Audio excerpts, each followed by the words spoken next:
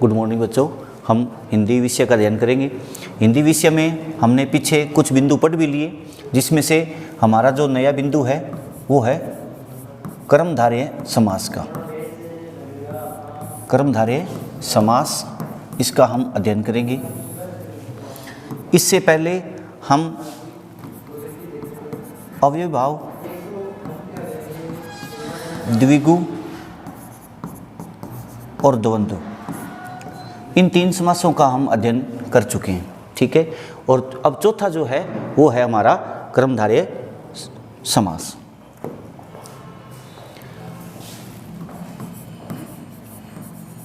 अब हम देखेंगे कर्मधारय समास। अब देखिए, सबसे पहले हमारा क्या प्रश्न बनता है। सबसे पहले प्रश्न ये बनता है कि समास जो भी होते हैं उनमें दो पद होते हैं। एक होता है प्रथम पद, ठीक है, और एक होता है दूसरा पद। एक होता है प्रथम पद और एक होता है दूसरा पद। ये दो पद होते हैं। इन दो पदों के आधार पर हमारे से एक सीधा प्रश्न पूछा जा सकता है कि कर्मधारय में कौन सा पद प्रधान होता है। तो देखिए, कर्मधारय का जो पद है वो न तो प्रथम प्रधान होता है न दूसरा प्रधान होता है। ठीक है। कहीं कहीं ये हो सकता है कि ये लिख दे कि इसका दूसरा पद प्रधान होता है। क्यों नहीं होता है दूसरा पद प्रधान? देखिए, इसके अंदर क्या होता है। पहला पद उपमान होता है। उपमान व उपमेय, ये दो पद होते हैं, उपमान व उपमेय। ठीक है। तो क्या हुआ, प्रथम पद क्या हुआ, उपमान हो गया, और दूसरा पद क्या हो गया, उपमेय हो गया। तो दोनों पदों का बराबर महत्व है। इसलिए इस समास में से कोई प्रश्न पूछे प्रथम पद और दूसरे पद के हिसाब से, तो इसमें सीधा प्रश्न बनता है कि उपमान व उपमेय कौन से समास की विशेषता है। ठीक है। तो इसमें क्या होगा, कर्मधारय समास। कहीं बाई चांस ही ऑप्शन में न हो तो हम उसमें क्या कर सकते हैं, दूसरा ऑप्शन में कहीं कहीं ऐसे दिया होता है। बाकी प्रश्न यही बनता है हमारा। अब देखिए, दूसरा क्या होता है। एक पद होता है विशेषण व विशेष्य, ये दो चीज़ होती हैं। एक होता है विशेषण और दूसरा क्या होता है, विशेष्य। ये दो पद होते हैं। ठीक है। ये प्रश्न बनता है यहाँ से। अब इसी के बीच में क्या होता है, यहाँ से जोड़ के प्रश्न दे दिया जाता है कि यदि दोनों पद ही क्या हो, विशेष्य हों, दोनों पद ही क्या हो, विशेष्य हो, तो ऐसी स्थिति भी हमारे इस समास में मिल सकती है। लेकिन प्रश्न कहाँ से बनता है, प्रश्न यही बनता है, ऐसा समास जिसमें एक पद उपमान हो और दूसरा क्या हो, उपमेय हो, या जिसका एक पद विशेषण और दूसरा पद क्या हो, विशेष्य हो। यहाँ से ये सीधा प्रश्न बनता है।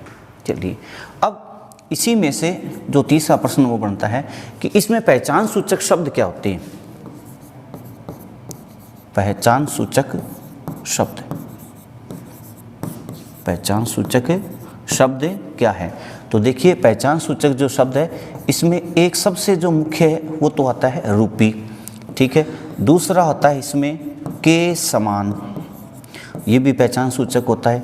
तीसरा है जो, ये भी आता है। ठीक है। और जैसा, ये इसके पहचान सूचक शब्द हैं। सीधा प्रश्न पूछे कि रूपी, के समान, है जो या जैसा कौन से समास की विशेषता है या किसके पहचान सूचक शब्द है, तो कौन सा समास है, कर्मधारय समास। तो यहाँ से हमारे ये तीन प्रश्न बनते हैं। ये हमारे तीन प्रश्न हैं जो सीधे आरंभिक प्रश्न पूछे जा सकते हैं। अब देखिए, दूसरी बात कर्मधारय समास की क्या है, मुख्य देखते हैं। कर्मधारय समास, अब देखिए, जिस शब्द में कोई समास न हो, हमें समझ नहीं आता हो, तो उस स्थिति में वहाँ कर्मधारय की विशेषता बन सकती है। जैसे पहचान के रूप में देखें तो जैसे अव्ययभाव समास है, तो अव्ययभाव समास में क्या आता है, अवयव आते हैं। ठीक है। तत्पुरुष समास में क्या आते हैं, कारकों की विभक्ति आती है। द्विगु समास में क्या आती है, संख्या आती है। द्वंद्व समास में क्या आते हैं, दोनों पद प्रधान होते हैं। और बहुव्रीहि समास में क्या होते हैं, बहुव्रीहि समास में जो होते हैं वो पर्यायवाची वाले शब्द आते हैं। जहाँ ये विशेषता न मिले, इसके अलावा जो शब्द बचते हैं वो किस में आते हैं? मुख्य रूप से कर्मधारय समास में आते हैं। तो यदि हम साधारण रूप में छोटा सा प्रश्न देखें तो हमें कुछ भी समझ न आए कि इसमें क्या हो सकता है, तो उससे पहले हमें यदि ये पांचों समास आते हैं, इन विशेषताओं से जो शब्द बच जाते हैं वो सारे किस में आते हैं? कर्मधारय समास में आते हैं। कैसे? देखिए, कर्म का अर्थ होता है काम, काम कहें या कार्य कहें। कर्म का अर्थ क्या होता है? काम या कार्य। अब दूसरा शब्द क्या है इसमें? धार्य। दूसरा शब्द क्या है इसमें? धार्य। धार्य का अर्थ होता है धारण। ठीक है, तो अब देखिए, इस संसार में जितने लोग हैं वो सारे के सारे क्या करते हैं? कार्य करते हैं। ठीक है, कार्य का मतलब यूं कह दो कि सारे लोग क्या करते हैं? व्यवसाय कर रहे हैं। सारे के सारे लोग क्या करते हैं? व्यवसाय, यानी कोई न कोई कार्य करते हैं। ठीक है, कार्य करते तो उस कार्य के आधार पर क्या दे दिया गया है? उनके साथ कोई न कोई किसी कार्य के हिसाब से नाम जुड़ गया है। तो इस धरती पर जितने लोग हैं वो सारे व्यवसाय करते हैं। ठीक है, और उन व्यवसायों के सभी के क्या है? नाम है। उन सभी के क्या है? नाम है। तो जितने भी है नाम के कार्य, उन कार्यों में क्या है? कोई न कोई क्या है? विशेषता है। उनकी क्या है? कोई न कोई क्या है? विशेषता है। अब विशेषता का अर्थ क्या होता है? गुण। विशेषता का अर्थ क्या होता है? गुण। यानी जितने व्यवसाय हैं उन सब के क्या है? नाम है। और इस धरती पर जितने लोग हैं वो सारे क्या करते हैं? कार्य करते हैं। उन कार्यों के अंदर क्या है? कोई न कोई क्या एक विशेष गुण है। क्या है? विशेष गुण। यहाँ से देखिए तभी समझ आएगी बात। क्या है? सभी कार्यों के क्या है? कोई न कोई गुण है। और जितने भी कार्य हैं वो कोई न कोई क्या है? व्यक्ति ही करता है, या यूं कहे अपने मशीन करती है। तो कोई न कोई कार्य करता है और उस कार्य का क्या है? कोई न कोई क्या है? नाम है। तो देखिए, किसी नाम से कोई व्यक्ति और कोई क्या कर रहा है? कार्य कर रहा है। ठीक है, और उस कार्य की क्या है? कोई न कोई क्या है? विशेषता है। ठीक है, तो इसका मतलब यही बात यहाँ जाती है कि कर्मधारय, कि जिसने कोई कर्म या कार्य धारण कर रखा है उस कार्य के अंदर क्या है? कोई न कोई क्या है? विशेषता है। ठीक है, और वो विशेषता वाली बात ही किस रूप में आ जाती है? वो जो विशेषता है तो हम उसकी क्या करते हैं? उपमा देते हैं। उसकी हम क्या देते हैं? उपमा देते हैं। और उपमा के ही क्या होते हैं? अंग होते हैं उपमान और क्या होता है? उपमेय। क्या होता है? उपमान और उपमेय। ठीक है, और इसी में क्या है? दूसरी जो बात है वो है विशेषण। दूसरी क्या है? विशेषण और विशेष्य। क्या है? विशेषण और विशेष्य। ठीक है, तो ये दो शब्द क्या है? इन्हीं से होते हैं। तो जितने भी कार्य हैं उन सभी कार्यों की कोई क्या है? विशेषता है। और वो विशेषता है तो इसका मतलब वो उसका क्या है? गुण है। ठीक है, और इन्हीं गुणों के आधार पर ही क्या है? विशेषण विशेष्य हो गया, उस कार्य के साथ जुड़ गया। और यह हमने क्या दे दी? वहाँ उपमा दी। तो उपमा देने से क्या हो गए? उपमान और उपमेय हुए। ये बात आती है कर्मधारय समास की। उसी से हम समझ सकते हैं कि जितने कार्य हैं उन सभी की क्या है? विशेषता है। जितने कार्य हैं उन सभी की क्या है? विशेषता है। और जितने भी लोग हैं वो सारे के सारे क्या है? कोई न कोई कार्य करते हैं और कार्य का ही क्या है? नाम है। तो इसी आधार पर क्या करते हैं? उसने क्या कह सकते हैं? किसी व्यक्ति ने कोई न कोई कर्म धारण कर रखा है, कोई न कोई काम आरंभ कर रखा है, और उस काम के अंदर क्या है? उस काम की क्या है? कोई विशेषता आ गई तो हम उसको क्या दे दी? उपमा दे दी। ठीक है, क्या आ गया? कोई विशेषता आई तो उसे उपमा दी। और उसी के आधार पर क्या हो गया? वो उसका विशेषण बना। वो क्या बना? विशेषण बना। और उसी से क्या है? ये हमारा उपमान उपमेय और विशेषण विशेष्य शब्द निर्मित होते हैं। कैसे? उन व्यवसायों से जिन्होंने कोई भी कार्य क्या कर रखा है? धारण कर रखा है। और कोई भी व्यवसाय है तो उसकी कोई न कोई क्या है? विशेषता है। और वो विशेषता है वही उसका क्या है? विशेषण है, जिसको हम क्या कहते हैं? गुण कहते हैं। अब देखिए इसमें कौन से शब्द आते हैं।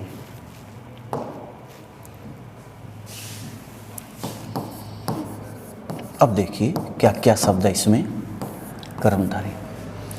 अब कर्मधारय में क्या है कि मुख्य रूप से बात करें अपनी पहली, तो जो भी सु से आरंभ होने वाले उपसर्ग से जो शब्द है, ठीक है, सु, उसके बाद में दू वाले, उसके बाद में हम कह सकते हैं सत के, उसके बाद में शब्द आते हैं महा के, जिसको महान कहा जाता है, ठीक है। उसके बाद आते हैं कु के, सु, दु, सत, महा और कु। इसके जो शब्द हैं वो सारे किस में आते हैं? कर्मधारय समास में आते हैं, पहली विशेषता। दूसरी विशेषता क्या है कि किसी भी शरीर के अंग, किसी भी शरीर के अंग के साथ शरीर के अंगों की उपमा, शरीर के अंगों की उपमा कहीं दी जाती है, वहाँ क्या होता है? कर्मधारय समास होता है, ठीक है। इसी के साथ क्या है? विशेषण और विशेष्य। इसी के साथ क्या है? विशेषण और जो विशेष्य जो हैं वो भी किस में आते हैं? कर्मधारय समास में। कैसे आते हैं विशेषण? देखिए, जैसे मैं बोलूं श्याम सुंदर, शब्द क्या है? श्याम सुंदर। क्या है? श्याम सुंदर। तो क्या हो जाएगा? श्याम है जो सुंदर, श्याम है जो सुंदर, क्या हो गया? कर्मधारय। समास विग्रह से क्या बन गया? कर्मधारय समास। अब इसी में शरीर के अंगों की, ठीक है, जिसमें क्या आ जाता है? उपमा। उपमा से क्या है? इसके दो अंग हैं, एक तो क्या है? उपमान और दूसरा क्या है? उपमेय। एक तो उपमान है और दूसरा क्या है? उपमेय है। उसी में देखिए दूसरा शब्द, जैसे शब्द क्या है? मुख चंदर। क्या है? मुख चंदर। तो क्या हो जाएगा? चंदर रूपी मुख। क्या हो गया? चंदर रूपी मुख, ये शब्द बनता है, ठीक है। इसी में अपने देखें दू का दुष्कर्म, तो क्या हो जाएगा? बुरा है जो कर्म, ये हुआ। उसके बाद देखिए अपने सु का सुकुमार, क्या हो जाएगा? सुंदर है जो कुमार, सुंदर है जो कुमार। उसके बाद क्या आता है? महान। तो शब्द क्या होता है? महाभोज, महासागर। क्या हुआ? महाभोज और महासागर। महाभोज तो क्या हो जाएगा? महान है जो भोज, महान है जो भोज। महासागर, महान है जो सागर, महान आ गया। अब देखिए कु का, कु कहें या यूं कहें कुत्सित कहें, एक ही बात है। को या कुत्सित, कुत्सित का अर्थ क्या होता है? बुरा होता है। दू का अर्थ भी क्या होता है? बुरा होता है। कुपथ क्या है? कुपथ, कुकर्म, कुख्यात, जो भी शब्द बनते हैं कुपथ। तो इसी का हम क्या कर लेंगे? अर्थ ले लेंगे। बुरा है जो पथ, बुरा है जो पथ। तो अब देखिए सु का आ गया। अब सु से जो बने सुकुमार, सुवर्ण, ठीक है। दू का आ गया। दू का अर्थ है बुरा, दुष्कर्म कहते हैं। दुष्कर्म बुरा है जो कर्म, दुष्फल बुरा है जो फल, दुर्गुण बुरा है जिसका गुण। अब देखिए यहाँ इसी में क्या है? इसके साथ हम क्या कर देंगे? एक दुर को और जोड़ा जा सकता है, दुर को भी। अब देखिए, अब यहाँ से कुछ शब्द ऐसे होते हैं कर्मधारय समास में जिनके प्रश्न पूछे तो प्रश्न निर्भर करता है उसके समास विग्रह पर, उसके समास विग्रह पर क्या करता है? निर्भर करता है। तो इसमें प्रश्न पूछे तो वो समास विग्रह के आधार पर ज़्यादा देकर प्रश्न पूछे जाते हैं इसके अंदर। तो हमारा सु, दु, सत। देखिए अब देखिए सत, अब देखिए सत्कार, सदाशय, सदाचरण। अब देखिए सत्कार, सत का मतलब सच्चा या सही। सच्चा है सच्चा है जो कार्य, सच्चा है जो कार्य, सदास्य सत्य। अब आप सत्य का सत्य लिख सकते हो सीधा ही, सत्य है जो आशय, सत्य है जो आशय। सदाचरण सत्य है जिसका आचरण, सत्य है जिसका आचरण। ये भी हो गया, ये किसका हो गया? सत्य का। अब देखिए इसी में जुड़े हुए शब्द, जैसे शब्द क्या है? पूर्णांक, प्राप्तांक, ये भी शब्द इसी में आते हैं। पूर्णांक तो क्या हो जाएगा? पूर्ण है जो अंक, पूर्ण है जो अंक क्या हो गया? प्राप्त है जो अंक, ये हो गया पूर्णांक हो गया, प्राप्तांक हो गया। ठीक है, अब देखिए शब्द क्या है? नरोत्तम। अगला शब्द कौन सा है? पुरुषोत्तम। ये भी किस में आते हैं? इसी में आते हैं। नरोत्तम क्या हो जाएगा? नर है जो उत्तम, नर है जो उत्तम। पुरुषोत्तम क्या हो जाएगा? पुरुष है जो उत्तम। इस प्रकार से जितने भी शब्द हैं और किसी अन्य समास की विशेषता में नहीं आते हैं तो वो किस में आते हैं? कर्मधारय समास में आते हैं। क्यों कि इस संसार में जितनी भी चीज़ें हैं, जितने भी व्यक्ति हैं, वो सारे क्या करते हैं? कार्य करते हैं। और उन्होंने क्या कर रखा है? कार्य को क्या कर रखा है? धारण कर रखा है। और वो जो भी कार्य कर धारण कर रखा है उस कार्य के अंदर क्या है? कोई न कोई विशेषता है, और वो विशेषता क्या? उसका गुण है। अब गुण में भी क्या है? एक सत्गुण और एक दुर्गुण। तो गुण में क्या है? अच्छे और बुरे किस में आते हैं? दोनों के रूप में होते हैं।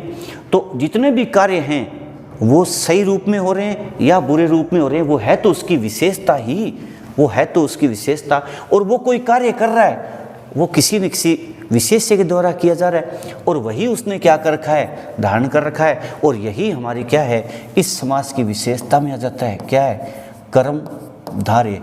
कर्मधारय का अर्थ होता है कर्म जिसने धारण किया है, और जिसने कर्म धारण किया है उसके अंदर क्या है? कोई न कोई विशेषता ही है। और वो विशेषता ही क्या बन गई है? क्या है?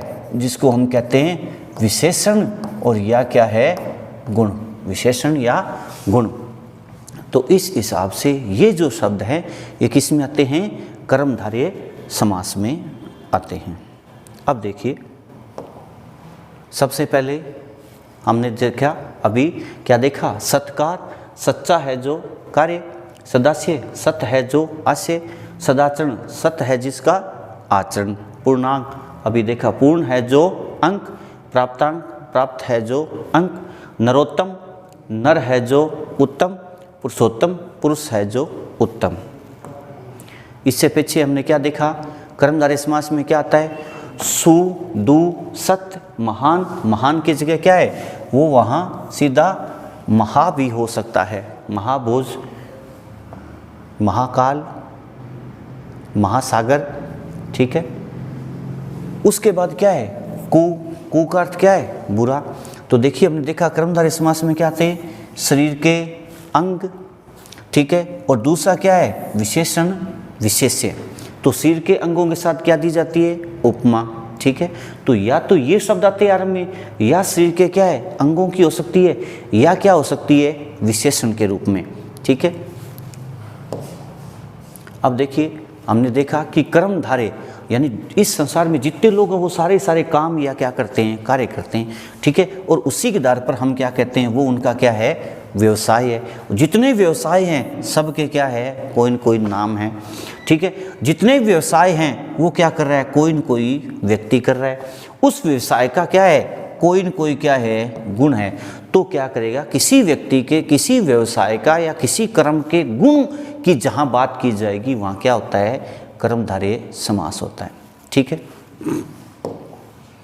अब देखिए हमने देखा कि कर्मधारय समास में यदि सीधा प्रश्न बने तो क्या बनता है? उपमान, उपमेय, विशेषण, विशेष्य, या पहचान सूचक क्या है, शब्दों में प्रश्न पूछ सकता है, जिसके अंदर मुख्य सबसे पहले ये एक रूपी वाला ही आता है।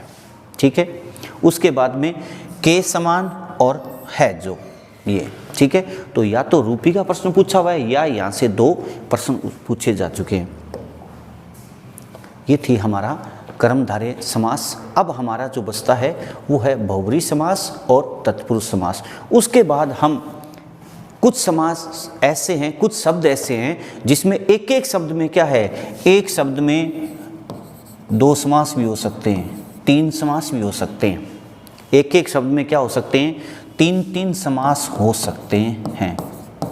अब बात यह थी कि हम उसमें क्या करें, तो हम करें कि उसमें सबसे पहली बात देखी जाती है कि प्रधानता किसकी है। देखिए सबसे पहले देखिए क्या जाती बात है, प्रधानता किसकी है।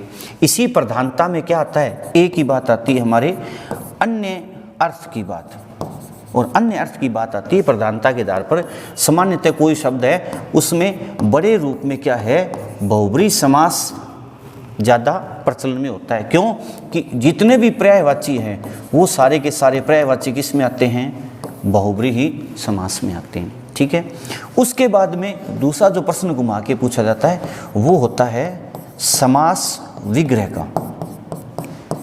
क्या है, समास विग्रह के आधार पर क्या है, ऐसे लंबे लंबे समास विग्रह करके हमारे से पूछा जा सकता है किसका समास विग्रह सही है या गलत है। इस समास विग्रह के आधार पर कौन सा समास होगा, ये दूसरा प्रश्न बन सकता है, जिसमें अधिकतर क्या है, समास विग्रह के प्रश्न पूछे जाते हैं। अब देखिए पीछे पढ़ा था हमने, अब देखिए समास में क्या होता है, समास में होता है एक शब्द है विच्छेद, ठीक है, और एक क्या है, विग्रह। अब देखिए विच्छेद किस में होता है, संधि में होता है।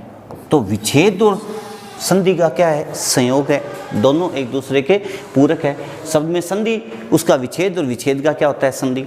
इसी हिसाब से क्या है, समास और विग्रह, समास में क्या होता है, विग्रह। अब यहाँ से एक प्रश्न बनता है कि समास का विलोम क्या है, समास का विलोम क्या है। तो हम जब समास पढ़ते हैं तो उसके आधार पर हमें लगता है कि समास का उल्टा क्या हो गया, विग्रह हो गया। लेकिन विलोम की यदि बात की जाए तो समास का विलोम क्या होता है, व्यास होता है। समास का विलोम क्या होता है, व्यास होता है। विच्छेद जो है वो समासिक शब्द का क्या है, विग्रह होता है। समासिक शब्द का क्या है, विग्रह। संधि का क्या है, विच्छेद है। अब यहीं से हमारे सामने दूसरा प्रश्न ये कि संधि का विलोम क्या है, संधि का विलोम क्या है। तो अपने तो ये देखते हैं संधि में क्या होता है, विच्छेद, लेकिन संधि का विलोम क्या है, विग्रह। संधि का विलोम क्या है, विग्रह है, और समास का विलोम क्या है, व्यास है। एक प्रश्न यहाँ से इसमें ऐसे बनता है। धन्यवाद।